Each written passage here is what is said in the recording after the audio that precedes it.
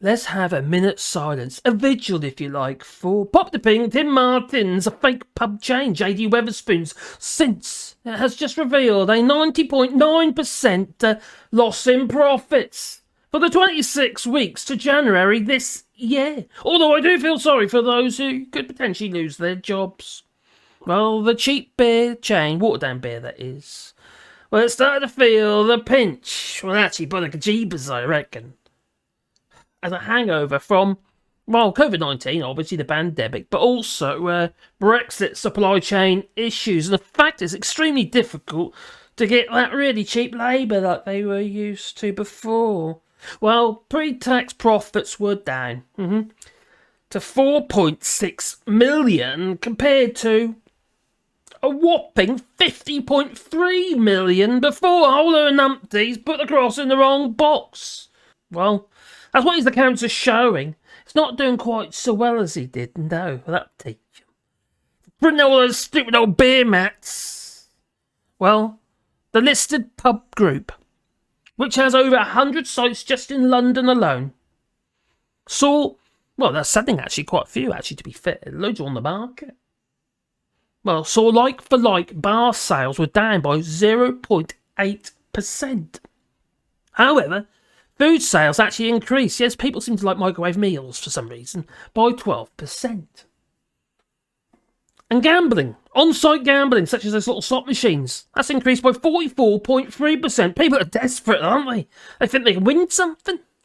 Well, commenting on the results, Pop the Ping, Tim Martin, he said, inflationary pressures in the pub industry, yes, as many companies have said, have been, well, rather ferocious.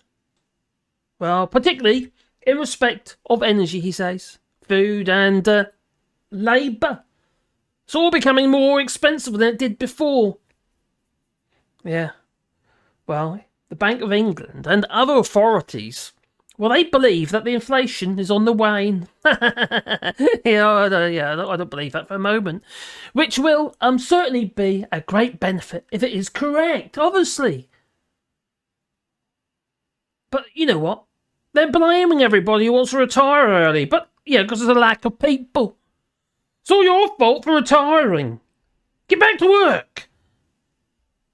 Not the fact that there's, crazy amount of people no longer coming from the EU to do those jobs.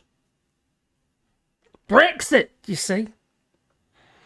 Well, it comes after the pub chain was forced to make changes to its much-loved Brexit menu due to supply chain shortages. It recently announced that it'll no longer be serving tomatoes with its breakfast fry-ups.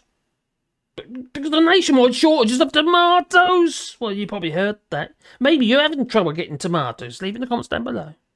Well, before the shortage, the bargain of £6.88 breakfast meal included 2 sausages, 2 bacon, 2 fried eggs, and a large mushroom slice of mushroom. Let's have a mushroom. A tomato, 3 hash browns, baked beans, and 4 half slices of toast. Crikey. Well, but no. The tomato has vanished from the meal. Now, pub goers are also unable to add grilled tomatoes as an extra. Because they got the tomatoes, because they're out of stock. They're more grilled tomatoes. They're probably microwaved anyway. Well, it is unclear, though, whether or not they'll be replaced with turnips. Just ask Kofi. She'll know. Truth to Kofi. A lot of people would be eating turnips right now rather than thinking necessarily about aspects of lettuce and tomatoes. Anyway, have you witnessed Wetherspoon's meal? Short of tomatoes, please leave it in the comments down below. If you want to support the channel, you can do it on Patreon or buy us a coffee, and the links are also down below. Blind me. No tomatoes. How can that be so? We've got plenty here in France. Ta-ta!